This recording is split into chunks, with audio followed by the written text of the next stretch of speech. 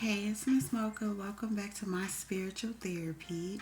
Tonight I'm giving you 7 tips of encouragement for obedience. So, if you recall in my last video, if you didn't see it, go check it out. It is 9 tips of encouragement on your holy walk.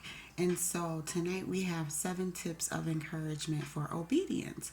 So if you're finding it difficult to be obedient or struggling, hopefully these tips will help you, even if you are just not quite sure how to be obedient or what to do.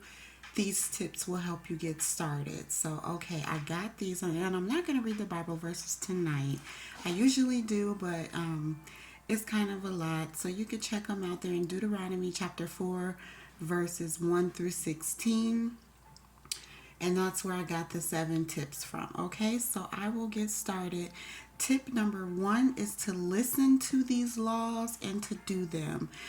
So the laws just being the 10 Commandments, God's word, whatever God has said. He's calls them laws. And he says for us to listen to them and to do them. So that is your first tip. Your second tip is do not add to the word and do not subtract from it. So we're just going strictly off the word, strictly off, the Holy Bible. Whatever God has said, don't add to it, don't take away or subtract from it. Okay, it is what it is. And so number 3, or the third tip, is to keep his commandments. Obey them so that we are able to show our wisdom and understanding to nations or to people or to anyone that either doesn't know or anyone that is watching us. So that's what God wants us to do.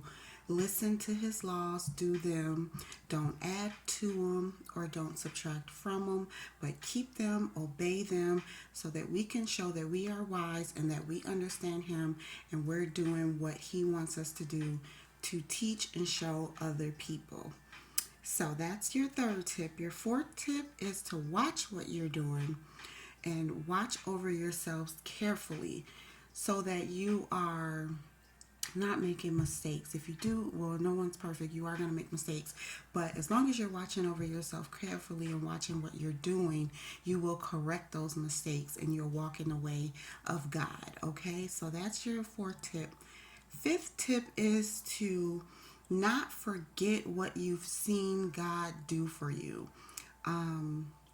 So it's like keep it in your heart, keep it in your mind, just thinking on it always, thanking him, praising him for everything that you've seen with your own eyes him do in your life. So meditate on it, keep it close to you. Never forget, okay? And so your sixth tip is to teach your children and your grandchildren all that God has done for you or all that God has taught you. You want to make sure you're passing on a legacy to your children, not just from you, but also from God, because you wouldn't have your legacy and foundation if it wasn't for God. So you want to make sure that you're teaching your children and grandchildren, your children, their children, the things of God. So that's how you keep it going from generation to generation.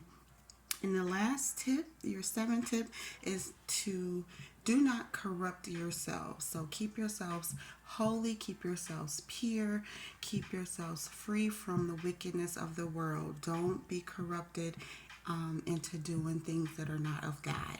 So if you follow these 7 tips, you are on the right track to be obedient.